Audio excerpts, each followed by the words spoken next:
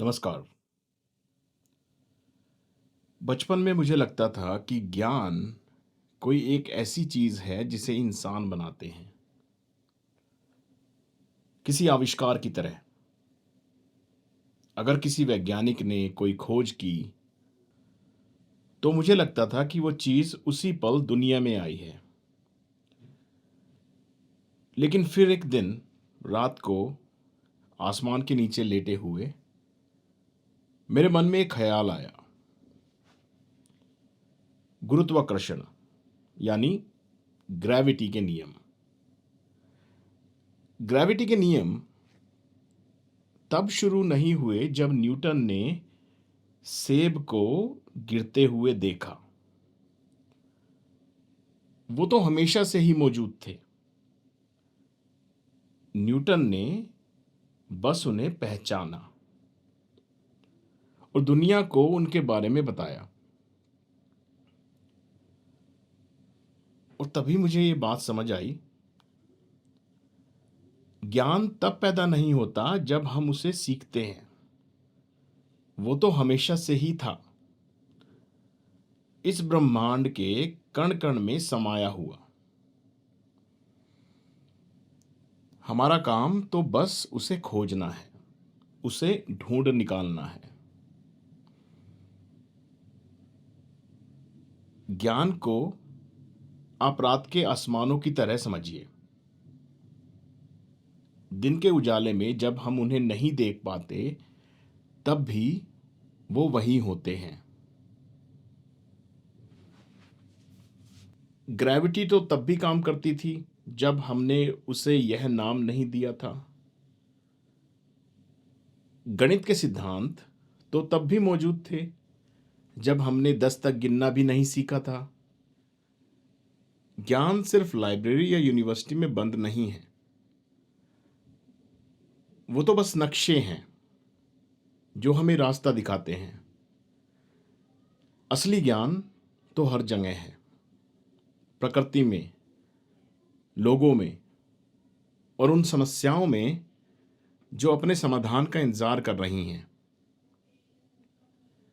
समस्या यह है कि हम में से कई लोग मान लेते हैं कि जो चीज़ हमें सिखाई नहीं गई, वो हमारे लिए है ही नहीं। हम इंतज़ार करते हैं कि कोई आए और हमें ज्ञान दे, बजाय इसके कि हम खुद उसे अपनी चेतना में लेकर आए। आग तो तब भी मौजूद थी जब इंसान ने उसे जलाना नहीं सीखा था। पेनिसिलिन तो उस फफूंद मतलब फंगस में तब भी थी जब अलेक्जेंडर फ्लेमिंग ने उसे पहचाना नहीं था। बिजली तो तूफानों में तब भी कड़कती थी जब एडिसन या टेस्ला ने उसे काबू करना नहीं सीखा था। दुनिया ज्ञान के होने से नहीं बदली, बल्कि उसके बारे में हमारी जागरूकता से बदली है। तो फिर इस छिपे हुए ज्ञान को खोजे कैसे? पहला तरीका है बिना किसी पूर्वाग्रह के देखना। दुनिया को ऐसे देखिए जैसे आप पहले से कुछ नहीं जानते। न्यूटन ने सिर्फ यह नहीं कहा कि सेब तो नीचे ही गिरते हैं। उन्होंने पूछा, ये नीचे ही क्यों गिरते हैं? दूसरा, उन चीजों को जोड़कर देखना जो अलग अलग लगती हैं। कभी कभी ज्ञान तब सामने आता है जब हम ऐसे पैटर्न देख लेते हैं जिन्हें दूसरे अनदेखा कर देते हैं। जैसे यह सोचना कि ग्रहों का घूमना और सेब का गिरना दोनों के पीछे ही एक नियम हो सकता है, जो हम आज जानते हैं गुरुत्वाकर्षण अर्थात ग्रेविटी के नाम से। तीसरा और सबसे जरूरी, निश्चितता से ज्यादा जिज्ञासा को महत्व देना। जिस पल आपको लगता है कि आप सब कुछ जानते हैं, उसी पल आपकी खोज रुक जाती है। और ये सिर्फ विज्ञान की बात नहीं है। एक बच्चा जो बार बार सवाल पूछता है, वो असल में खोज का सबसे शुद्ध रूप अपना रहा होता है। एक मैकेनिक जिसके पास फिजिक्स की डिग्री नहीं है, वो भी टॉर्क और फ्रिक्शन की गहरी समझ रखता है।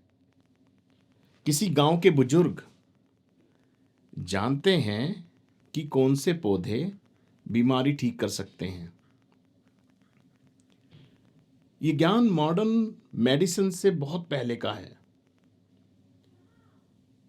इन पलों में हमें याद आता है कि ज्ञान सिर्फ पढ़े लिखे लोगों की जागीर नहीं है।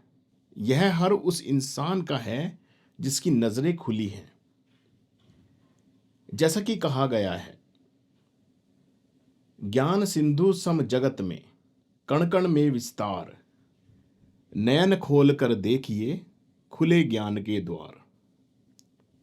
अर्थात इस दुनिया में ज्ञान एक समुद्र की तरह है जो कण कण में फैला हुआ है। बस अपनी आंखें खोलकर देखने की जरूरत है और ज्ञान के दरवाजे खुद ब खुद खुल जाएंगे। लेकिन ज्ञान को सिर्फ खोज लेना ही काफी नहीं है, हमें उसे बांटना भी होगा। क्योंकि वो ज्ञान जो सिर्फ अपने तक रखा जाए, उस दिए की तरह है जिसे किसी बर्तन के नीचे छिपा दिया हो, जो जल तो रहा है पर कमरे में रोशनी नहीं कर रहा। इंसानियत ने सबसे बड़ी छलांगे तब लगाई जब हमने ज्ञान को सिर्फ खोजा नहीं, बल्कि उसे फैलाया। जब हम ज्ञान को बांटते हैं तो वो कई गुना बढ़ जाता है। तो अगली बार जब आप बाहर निकलें, कोई किताब पढ़ें या किसी से बात करें, तो खुद से पूछिएगा, यहां ऐसा क्या है जिस पर मैंने अभी तक ध्यान नहीं दिया। धन्यवाद।